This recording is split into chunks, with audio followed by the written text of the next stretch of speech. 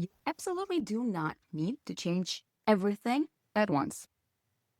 Sometimes it's just one small change that creates such a ripple effect that your whole life starts moving. So even if you feel hopeless and it seems like nothing is working, there are too many things to fix, and you are just stuck and exhausted. Sometimes what you need is to step out of the picture, to see it clearly, and find that one change that will move the needle for you. I was in a very dark place when I was kicking and screaming and trying to find that one thing. But it turned out I just needed a way to see things clearly, and the solution came on its own. Hi, I'm Tamara. I'm a master health coach, and I help busy and overwhelmed people to bring their wellness up to speed so their bodies and minds stop blocking them from living the lives they want. In this video, I'm sharing how using a focusing tool from the last week's video helped me to finally recognize that one big problem that I was having that was holding me back, and how one small change actually turned my life upside down in a good way. And also, I would share two more ways to change your life to have a bigger ripple effect overall. Let's get into it. Back in 2019, I was studying for my very first coaching certification. And that's when I was introduced to the wellness wheel tool that I mentioned in the last week's video. And while most of my classmates' wheels looked pretty much the same that I see in my clients right now. So mostly all the areas ranked normal with 2 or 3 outsiders being a little problematic, let's say. So the wheel looked zigzaggy. Mine looked perfectly round, balanced, like ideal wheel. The only problem was that it was tiny, was minuscule, pathetic. And I was looking on it and I'm like, oh my gosh, my life really sucks right now. I was not satisfied with a single area of life. And to be honest, it felt a little depressing because what am I going to do? It didn't make any sense to try to, oh, I will work on my organization skills, or I will work a little bit on my parenting. Nothing would help to actually improve the quality of life in this situation. So I had to brainstorm a little bit. What kind of magic do I have to apply to this situation to make my will look a little more presentable? And I found it. Sleep turned out to be a key for my deflated will to start growing. It was the thing that helped me to breathe some life into my otherwise pathetic will.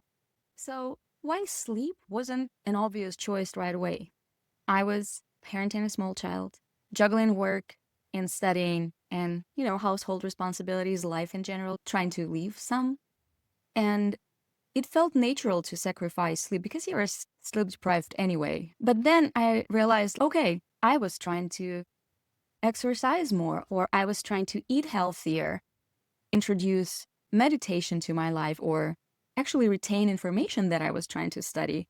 But nothing came together because I did not have energy, mental space, and just bandwidth for all of that while I was sleep deprived. Think about it. When you last time woke up rested after a good night's sleep, how did you feel? I definitely have more energy to go workouts. I will less likely to skip it. I will probably cook a better meal and not just relying on whatever comfort food I have in the fridge or freezer.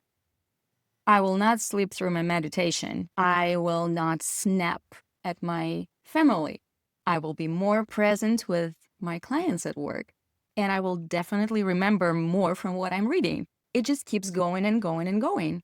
Sleep affects our life so much that if you prioritize it and make a change here, you will more likely get a bigger compound effect on your overall life.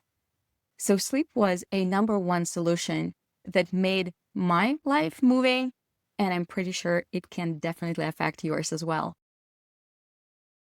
And after I became a coach, I started studying well-being a lot more closely, and especially in recent several years, I've been learning a lot more about holistic well-being, and I ran into two more ways that are very similar to sleep in terms of how much they can actually affect our lives.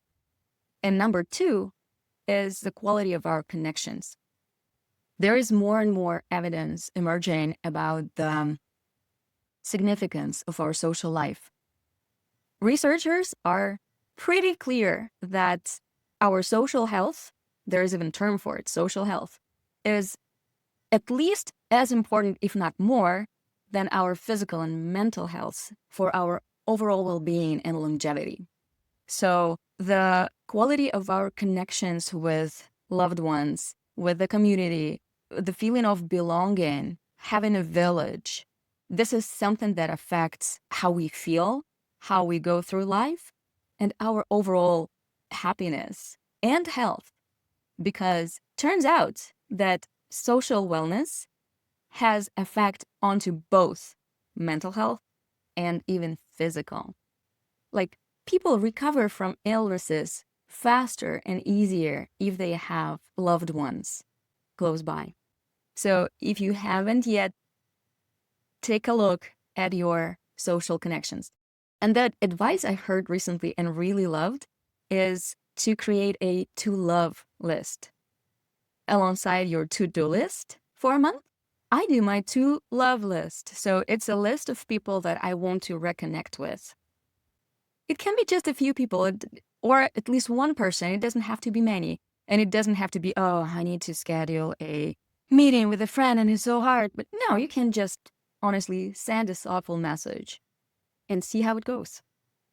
Number 3 big shifter for our overall health and wellness is immediate environment. Believe it or not, but the way our houses are organized or places that we go have tremendous effect on our health. Imagine the difference if you live in a house when you feel insecure, unsafe, when it's always some kind of discomfort. You have to constantly clean something out or you're tripping over stuff. You never know where is what. So it's all disorganized mess. And on top of it, I hope it's not your case, but if you feel unsafe, the home can put a toll on your mental health and physical as well. And on the other side, if your home is a place when you feel safe, secure, when you can relax, when you can drop all the masks that you're wearing throughout the day and be yourself, it has absolutely different feeling, right? So invest in time and thought into organizing your environment, finding spaces in your home that you can make yours. It doesn't have to be large. It can be just a corner, but this corner is you. The place when you can let go of all the pressure that outside world is putting onto you and truly rest. So if your home can provide you the true rest, it will make the whole difference. So if you feel stuck, like nothing is working and you are just exhausted, try to look into these 3 directions. Is your sleep hygiene adequate? Does your home feel safe and yours? And do you have enough connections so you feel belonging? Real change comes when you prioritize rest and connection. In the next week's video, I will talk about hidden systems that support us through big life changes.